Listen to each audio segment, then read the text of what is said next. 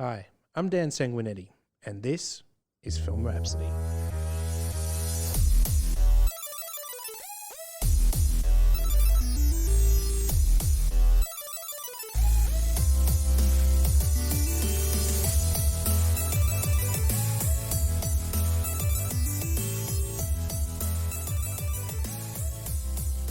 And welcome back to Film Rhapsody for the year 2020.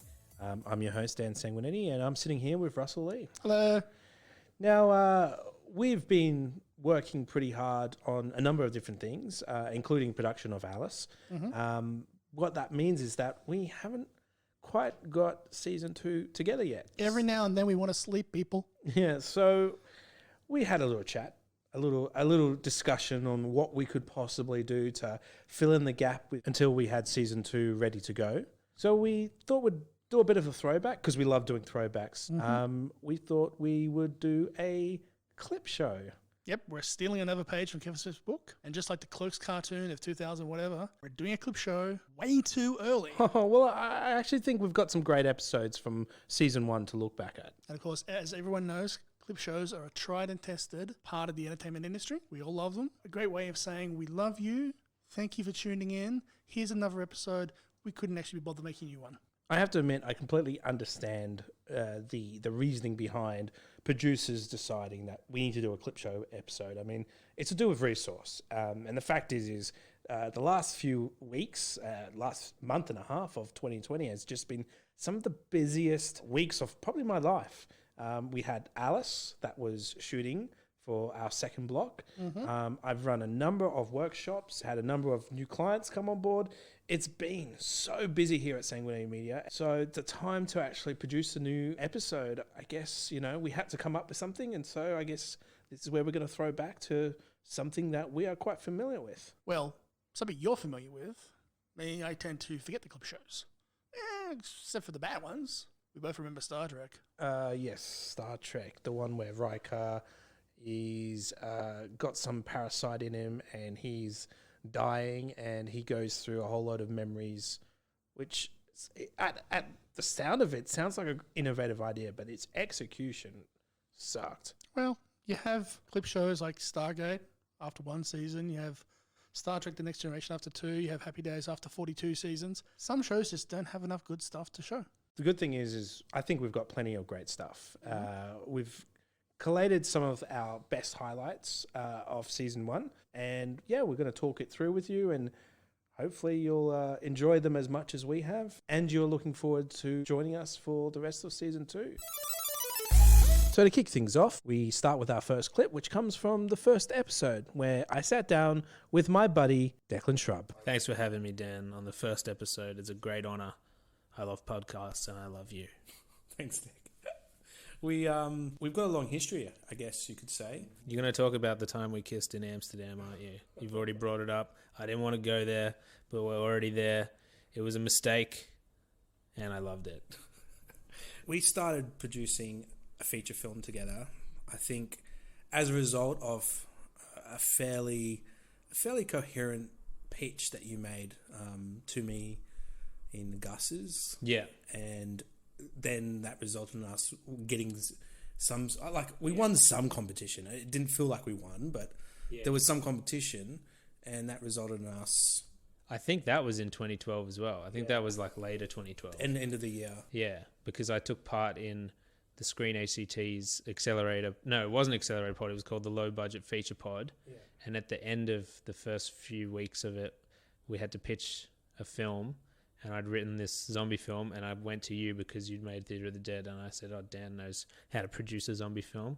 He's the only person I know, and part of the requirement was that I attach a producer to be able to get into the next round. So I probably just sent you a message and said, hey, I've got an idea. Can you hear it? And I probably would have just said, can you come on as a producer? Just lend me your name. Just say for this piece of paper that you're going to be the producer, because I wouldn't have thought there was any chance of getting through.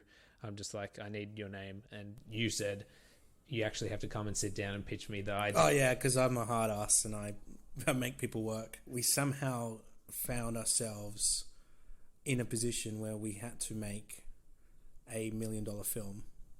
and we didn't have $1 million to do it. And that wasn't the plan either. The low budget feature pod was meant to be a $300,000 film or something like that. The idea was to do a Blair Witchy kind of story that you could make really cheap, and that was what we always planned to do. So I designed this story about these telecom tradies in one location, and the zombies outside, and instead of fighting the zombies and doing all this cool action, they just sit around drinking beer and hope that the zombies don't get inside, basically. On the Halloween special, we take a look at Dan's questionable taste in horror movies. So no, my number 2, I don't know, I reckon I'm going to get some groans over this one. But I think like the series for me is just so influential in my storytelling, in my horror interest in slasher movies. It's and like I guess Human Centipede, is it? No. No. It is Scream 2. Nudes. You hipster, you. Well, you see, I believe you were a child of the 80s. Mm-hmm. I am a child of the 90s. Oh, you poor sucker. And Scream was quite influential. It came out I was a bit too young to see the first one when it came out. I actually remember seeing the first one. I saw it at the Electric Shadows Theatre in Canberra. Yeah. And I think I knew nothing about it. Absolutely nothing about it. I didn't know that Wes Craven did it. All I saw was the poster with Drew Barrymore, and I was like, "Oh, I like Drew Barrymore." Yeah. Had no idea about it, so I went into it completely cold. Yeah. Loved it. I do like the Scream films. I will give them shit. Yeah. But mostly because of all the copycats and clones that came out after it. True. Yeah. It started a genre of its own. Yeah, it set the mold for slasher movies, basically. But that's what I liked it. In a way, I mean, why Scream 2 was, I think, really good for me as a influencing film is it dealt much more deeply into what horror films can do and sequels. Mm-hmm. I guess as like My Nightmare 3. Yeah, and in a way that a young person interested in media, I was just on the edge of really my interest in film really taking off when I finally saw Scream 2, which would have not been in 97 when it came out. 97 or 98. Yeah, but it would have been like 99, 2000 is when I saw it. And that's when I was like being a filmmaker. So the whole idea of, these characters sitting in a room talking about movies and saying, what's the best film sequel when they're in a sequel. There are rules to surviving a horror film. Exactly. And I guess it just helped, form a opinion on how films exist and why they exist, and I guess there was a lot of like seeing these characters that I enjoyed watching in the first one, to see them sort of progressing and growing and kind of trying to pick the whodunit side of it as well, which, to be honest, I mean, my interest in crime shows and things is always like trying to like work out who did the murder and stuff, and I think that's why that film works. Well, the series works so well because it's not just the slasher stuff. I guess I've got a pretty funny Scream 2 story. Yep. I dragged my poor mother to see Scream 2. And it was a back cinema. We were surrounded by girls who screamed at every goddamn thing. Mm. But the funny PS was when they revealed, and this is a bit of a spoiler for people who haven't seen it, so hold on tight for a 20-year spoiler.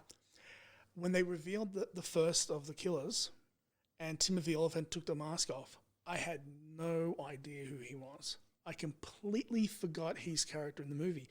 And he's in the movie a fair amount of time. He's a friend of Randy's. He has a scene with Sydney at the hospital. He isn't an invisible character by any stretch of the imagination. Just completely forgot who he was. So when the mask came off, I was like, who is this guy? And I remember Neve Campbell's character, Sydney, was like, Stu? And I'm like, is that the boyfriend from part 1? Didn't he die? Yeah. Is it the same actor? Yeah. And I had no cell phone, so I couldn't whip out IMDb and be like, no, that's not Johnny Depp's clone. Yeah. So I had absolutely no idea who it was. And it's kind of a weird thing. I don't know if it's the fault of the storytelling, the actor, me being a space cadet, but just the character left absolutely no impression on me. Yeah. Funny you say a story because the symmetry I have is when watching Scream 3, when, spoiler, the killer is revealed to be Sydney's brother, I was like, what? Yeah. Where did that come from? And I mean, it took me a couple of viewings for me to get, oh, he's the director of the Scream 3 movies that their whole film. The fact that when he took the mask off and he was like, Raymond Bridges, Yeah. director, you went like, I Who? don't know who this guy is. Yeah, it was so very similar. Like, he just did not stand out as a villain. So his reveal was just. That's kind of the problem with the Scream films beyond the first one. Yeah, the first one did it so well with the boyfriend. Like, it was like, nah, it can't be the boyfriend. And it's like, it is the boyfriend. So our next clip comes from the episode where Russell decided he wanted to experiment with, what would you call it? Radio prank calling? Hilarity. So do we need to describe what you did, or we just let the listeners? I entertained the masses. Well, have we done any more prank calls since? Play the clip. We'll play the clip. Okay. It's ringing. Whoa. Michael, it's Russell from Canberra. How you doing? How you going, buddy? Not too bad. Dan's here as well. Say hi, Dan. Hello. Hey, Dad. So what are you doing tonight? Uh, Boring. Hang not up. much. I'm waiting. I'm glad you did that. I'm going to call him back.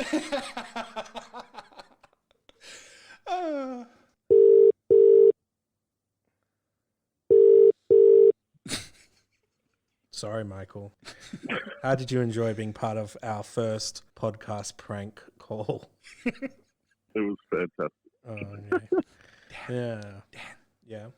Up again. No, I'm not going to hang up again. I've actually taken the phone away from Russell. Yeah. Over the last couple of years, I've had this wonderful experience of working with a young man named Carl Emerson. He is a talented, insightful, inspiring young man, and his passion for film has given me a new sense of direction in regards to my own career. He is also a long-time radio host, so when we got him into the podcast studio, he was able to teach me a thing or two.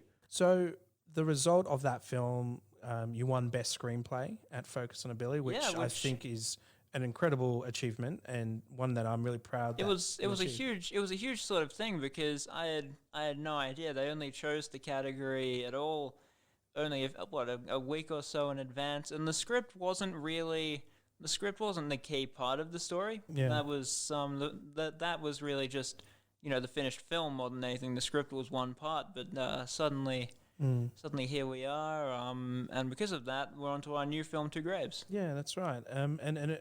And I mean, winning that award was a bit surreal. You weren't even sure if you actually won it. I didn't know. Usually nominees are told of this stuff beforehand. I just sort of rocked up to Sydney because I thought, you know what, we put the film into this. What the hell? Let's just sit down and watch some of the other things. Yeah, I had no idea any of that was. No. I mean, it was quite a surprise. A really nice surprise. And then they played us on TV in February? Yeah, that's right. I think it was on Foxtel. Which I don't have, so I had to go all the way to Bruce, to an eccentric cat lady's house. But that was fun times all around. Yeah.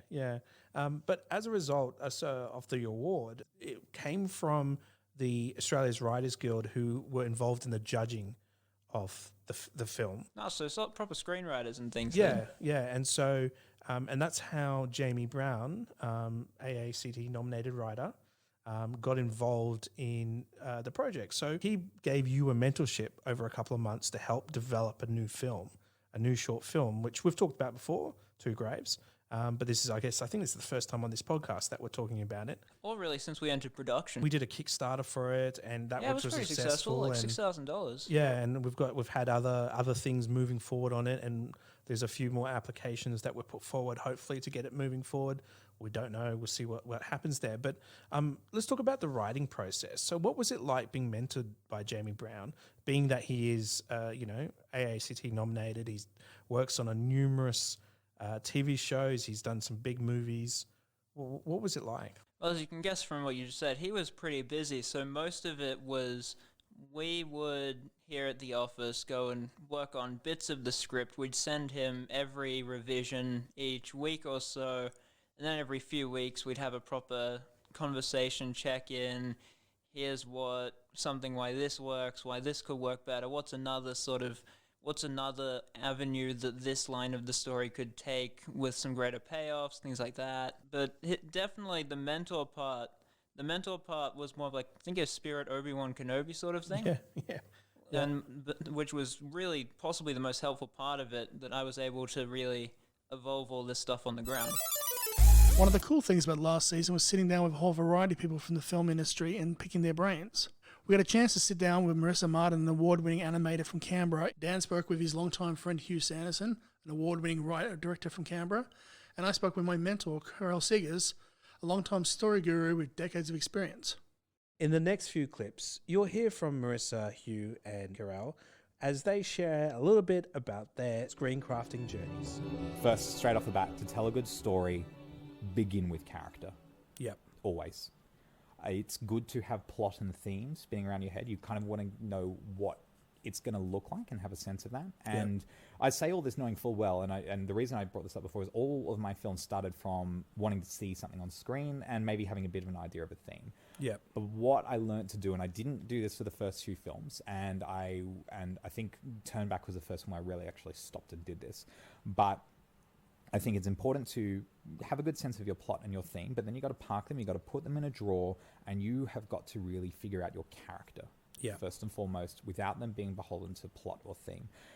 You want to find a journey where a flawed character, born out of some existential fear that they've got, goes on a journey and learns to either abandon that flaw or they tragically fail to abandon that flaw. Yeah. That is basically the essence of all storytelling on stage, on film, on television. You got to start there. Once you know your character, and this is the brilliant thing about, like, when you start just focusing on character, you'll realize that your plot will just so easily fall into place because it will make perfect sense for the journey that they need to go on. And then the true theme about your film will reveal itself. Yeah. Character will crystallize everything else for you. Yeah. Now, that's to tell a good story. To make a good film, which I think is the next layer on top of this, dynamics are essential. Dynamics are kind of this idea is that you're going on this up and down, or some kind of arc, right? And that's why I think like character change is just so inherent in film. You have a roller coaster that you're putting your audience on. You're setting them on a journey, they reach a midpoint, they go into crisis, they come out again, and it's a really intense ride. Yeah. Audiences love that stuff. Yeah. Now, what having good dynamics in a film means, it also means having an end game. That means we can compare the start and the middle of the film with the end of the film, and we can see different emotional points there. Yeah. I think that's really important, is to have your film resolve in some way. Dynamics also exist scene by scene and beat by beat. Audiences really love investing in character. They love piecing together story themselves. Don't overserve them with information or exposition. Like, trust that they're smart and that they want to figure things out. Yep. But audiences also love being surprised. They like thinking they have things figured out, but then get surprised as well. And you can't do that with a story that's a straight line. Yeah. You need dynamics. What you really want to do in your film is constantly give them cliffhangers, beat by beat, scene by scene, and act by act, that are tied to the character. It's not, will the bomb go off? That's not the cliffhanger. We're talking about, like, this character has just learned new information. Oh my God, what are they going to do next? Yeah. And beat by beat this happens. It doesn't have to be a big obvious moment, but it's just little switches of power of the character being empowered and having that flipped on their heads as the situation changes. If you can really get dynamics into your film, you're going to create something that's going to engage the audience. Yeah, the thing is, animation is so different in a lot of ways because it's so time intensive and everything is slower. I mean, I've made a few things while I've been making this film. So I've made video clips and I've made other short films that have done okay and such, but nothing with the sort of, intention that Delamort had. Yeah. So Delamortico is a steampunk film, so that, you can imagine what that means in terms of production design. Yeah. Huge amounts of design. And I think when we first started on it, and we took it to Project Pod, Screen Canberra's Project Pod, this was 8 years ago. And we started developing it into a much larger project. We really developed the characters to a point where, Mum and I were like, because my mother worked on it with me, we're like, we love these girls so much, we're ready to spend the next decade with them. Yeah. And it would have been nice to do more with them than just the one film, but the money ran out. So we did all the bulk of the original filming and all of the acting, all of the voice recording, all of that early on, and then we spent the next sort of year or so making it, but then the arts grant ran out, so it was a matter of I need to work now and then I'll get back to it, work, get back to it, work, get back to it. When I made Tegan, I was fortunate enough that I was able to work three days a week every week for 6 months, and then we shot it in that time. So I had 2 days a week of paid work that was enough to keep me, pay my bills, and then I could spend 3 full days a week shooting. And then I would spend almost every evening doing post on it, or building the next set, or making tiny props and stuff. Whereas this film, I had family commitments and life gets in the way and all those sorts of things, which meant that I couldn't work on it as intensely as I worked on Tegan, and I had to spread it out. But every time I looked at it again, I would go, "It's so beautiful." And that's what kept me going. I guess one thing I want to find out is, like, I feel like I've always been a writer. It just took me as long as it took to get where I am now. I guess the question would be, can writing be learned, or is it something you need to be born with? Yeah, that's a question always, often comes back. I think everybody is a writer to some degree. Some people have to work harder than others. And I think you kind of know whether you're a writer or not. I think if you have that unquenchable desire to get a story out, I guess then you're a writer. That nagging little voice in the back of your head. Exactly. Yeah. But not everybody has, this is born with the skills. And I think that there are skills that you can learn. I'm absolutely sure of that. And if you listen to some of the greatest contemporary screenwriters, they will admit that. If you listen to an Aaron Sorkin, he learned what he knows from listening to plays. He listened to more than 1,000 plays. And it's just, it's osmosis. I mean, you're familiar with that screenwriting course I've got online. It's called Immersion. It works by osmosis. I really believe that the core skills you need to execute the script on the page, you can learn. Yeah. So if you feel the inspiration and the desire, that's one thing, but you still need to learn the skills. Yeah. Otherwise, it's going to be a very, very long journey of rewrites, I think. In sitting down with our collaborator Masoud on our Man in the Moon short film, Dan and I received a lesson in optimistic sci-fi and why it means so much to him. Tell us a bit about what is optimistic sci-fi? Sure. So I didn't actually come up with the term optimistic. It was Gene Roddenberry who actually coined the term. So he set out Star Trek to be an inspiring world future where we've eliminated poverty, wars, and we're exploring the galaxy as one human family. So that appealed to me as a child. Yeah. So just to give you a little bit of a history where I come from and why Star Trek appealed to me, and that's basically the foundation of what I like about optimistic science fiction. So we have been persecuted in Iran. So we're Baha'is. So we've lived through 2 civil wars. And as a child, I initially watched TV to escape that world. I guess that difficult, for a child, it's a lot to handle. Even though we had close family and we looked after each other, you're still exposed to that, the dark side of life and things like that. So shows like Star Trek and, at the time it was $6 Million Man, that kind of gave me an escape into a world where, there's still a bit of action and adventure, but at the end of it, people are helping each other, people are being compassionate and helping each other. That was the core thing that that attracted me to those type of shows. And then as an adult, when I kept watching Star Trek, there was something substantially very profound in the core philosophy of it, is that we're always advancing. We're always becoming better. So when Star Trek came along, there was this notion of anti-hero. So you had to be a bad guy to be a good guy. I don't believe that. I think everybody is good. We just do bad. Yeah. So this notion of the simplistic notion of good and bad, I think is a very outdated one. That's why some of the shows these days are much more complex. And I think Star Trek was way ahead of its time to tackle social issues in a way that wasn't confronting at the time to the powers that be. Yet it provided that. So it basically touched people's hearts in some ways. And that continued with The Next Generation and other shows like Babylon 5. And lately now there's the Orville that came along. So it's a similar concept with this other. Sit back and enjoy this clip from the Christmas episode where I have an existential crisis about frog and pig breeding while Dan speaks about one of his favorite Christmas movies. Coming soon on video cassette, Walt Disney Pictures presents a Jim Henson production of a classic Christmas tale. Humbug. He's the world's greediest man. It's Ebenezer Scrooge. Until the magical night he meets someone extraordinary. Hello.